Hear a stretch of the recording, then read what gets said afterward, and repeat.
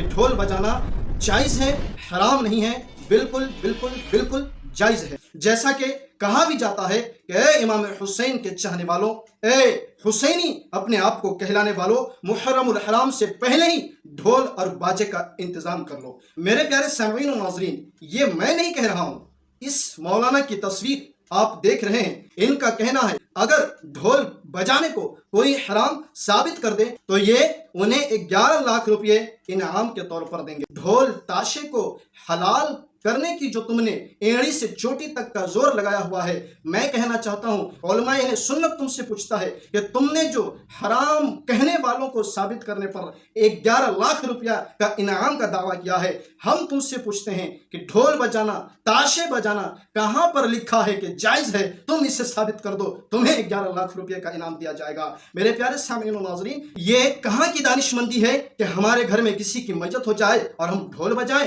ہمارے گھر میں کسی کی میت ہو جائے اور ہم تاشے بجائیں، ہمارے گھر میں کسی کی میت ہو جائے ہم کھیلے کودیں ناچے گائیں؟ کیا اس حلال کہنے والوں سے آپ پوچھ سکتے ہیں کہ اگر تمہارے باپ کی، تمہارے بیٹے کی، تمہارے بھتیجے کی، تمہاری بیوی کی میت ہو جائے گی تو تم ڈھول بجاؤ گے، تم تاشے بجاؤ گے، تم اعلان کرو گے کہ میری بیوی کا انتقال ہو گیا ہے اس لیے میں ڈھول بجا رہا ہوں، میرے بھتیجے کا انتقال ہو گیا ہے اس لیے میں ڈھول بجا رہا ہوں؟ نہیں میرے پیارے سامعین و ناظرین، حقیقت میں حسینی وہی ہے جو کربلا کے میدان کو ایجاد کرے اور اس سیرت کو پڑھے، امام حسین کی زندگی کو پڑھے، کربلا کے واقعہ کو پڑھے، تب انہیں پتہ چلے گا کہ کربلا کے میدان میں امام حسین کے پاس یا امام حسین کے ساتھیوں کے پاس ڈھول نہیں تھا، تاشا نہیں تھا، باجا نہیں تھا۔ ہاں، اگر وہاں پر کسی نے ڈھول بجائے تھے تو وہ یزیدیوں کی جماعت تھی، وہ یزیدی لوگ تھے۔